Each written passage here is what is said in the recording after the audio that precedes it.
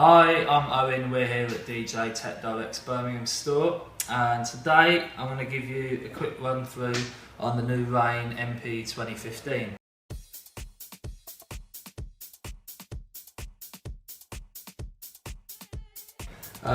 We did a quick video on this previously, which we put up on Facebook, and it seemed to get an awful lot of interest. I mean, rightfully so as well, it's such an incredible mixer. So ever since this was announced at the NAMM show, a lot of people have been asking a lot of questions.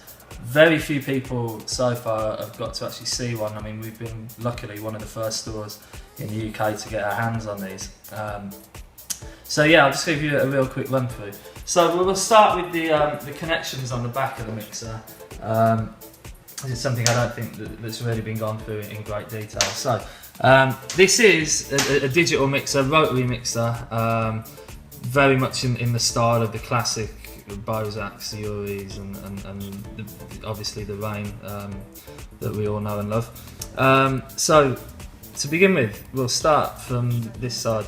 Your two grounding posts, obviously for your turntables there.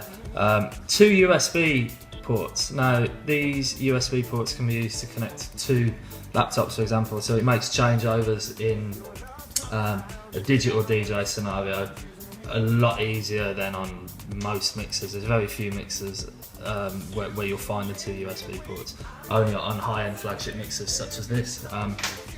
So these, I'll pop back round a second and explain this. So these two USB ports can be accessed on the top here. So you'll notice you can access USBs on all of these here, and that can, so you've got USB 1A and 1B. So it's a 4-channel USB sound card. So I can have USB 1, let me just look on the back, so the first one there, so I can have channel 1 there, channel 2, channel 3, channel 4, or if you're in the process of a changeover, then what you could actually do is then take, say, channel 1 from there, and then channel 2 from the second USB port by switching over to there, and the same again. So if they go all the way to the right, then I'm now taking USB from all of these. That kind of real basic, I know, covers the USB connectivity on there. So this can be great for if you're using Ableton, Tractor, Serato, something similar. That's a good way of being able to just pipe directly from USB, no other cables other than USB to feed audio into the 4 channels there. Right, we've got digital inputs on here, so you can, using SPDIF, go straight into the back there from, say, CDJ 2000 Nexus and so on and so forth. Beneath there, you've got your line and phono level inputs, which are switchable. You'll notice on the top here, you've got these little toggle switches there. If all the way that side would be phono, in the middle would be it says CD, so obviously line level input, and then all the way to the other end is your SPDIF input. Right, you'll notice I've just missed out on here. So we've got session input and output. Session input basically is just a line level auxiliary sort of input, but you have control of that separately over the top here. Session output as well, because there isn't necessarily, well, there isn't a record out as such, that can be used on the session output. With the session output, that all takes everything here, because I know with some mixers, certain things are bypassed on the record output and so on and so forth. On here it isn't. So if you're using the isolator or anything like that, that will also get passed to the session output. Session output is fully controlled, again, on the top of the mixer. So you've got session in here, session out there.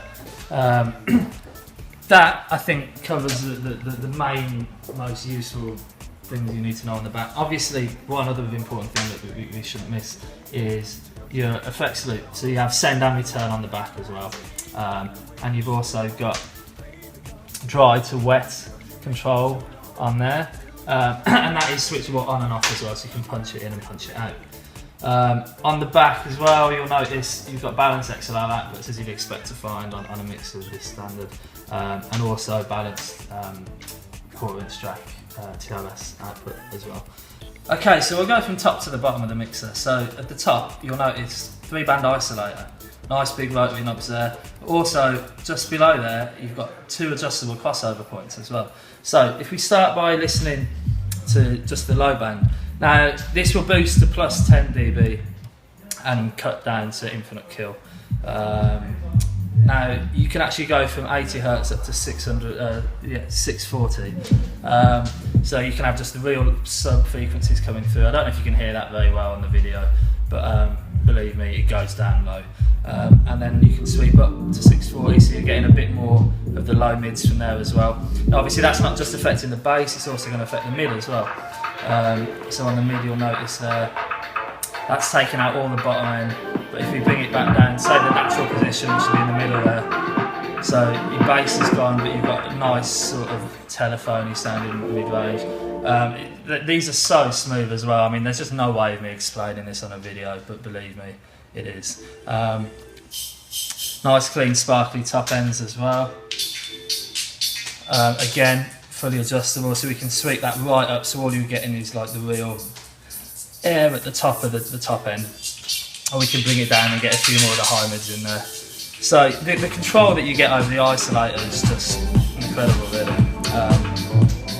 So right, that's your isolator cover really. We've gone through these already, so these obviously allow you to access all of the inputs on the back, labelled up very well and easily. These submix buttons are really good, because what you can do with these is actually send all of these, if you wanted, or any individual selection of those, to this submix section here.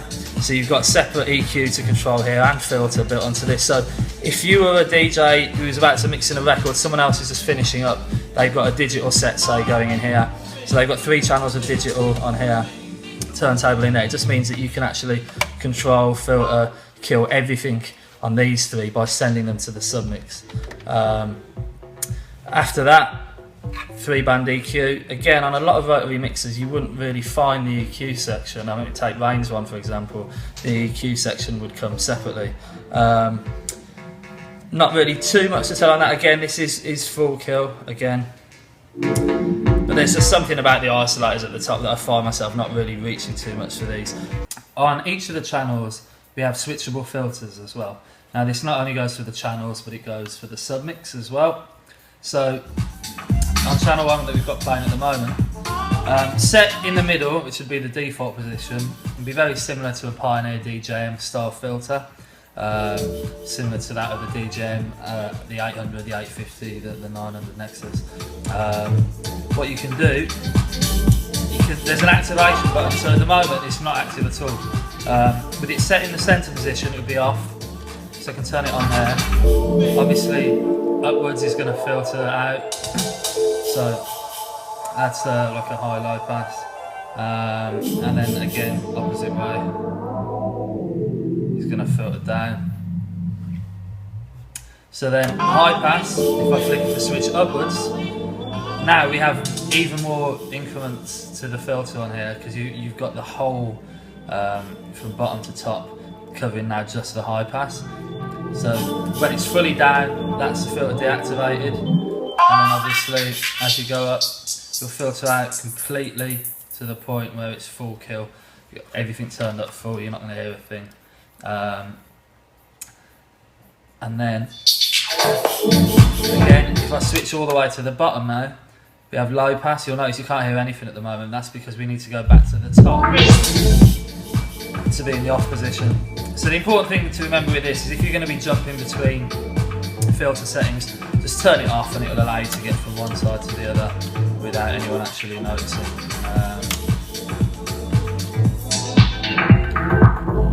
We do actually have resonance control as well. You'll notice over here we have a small resonance knob.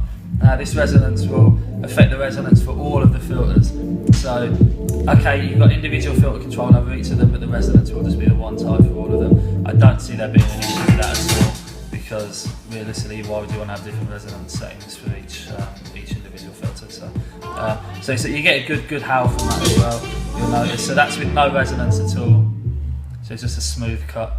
To put it up full, you've got quite a nice howl to it as well. Now you're passing through the filter before getting to the isolator as well, so that's worth bearing in mind. So the isolator is still going to affect things there, so you'll notice I've lost that rumble from the bottom end. The important thing to remember is because it is a rotary mixer, most of the concentration is on the smooth blends. So all the isolator, EQ and filter things. I know some traditional rotary DJs say that they don't believe in using filters and so on and so forth, but hey, we've got the technology, it's on here. Let's use it and take advantage of it and get the most out of it. So lastly, but by no means least, obviously the most important thing probably about a mixer like this is there are no faders, it is all purely rotaries. Now these are nice big rotary dials, very smooth as well, so it's a real continuous sort of resistor, so you'll just notice real gradual increments of it getting louder from the bottom all the way up to the top, no distortion.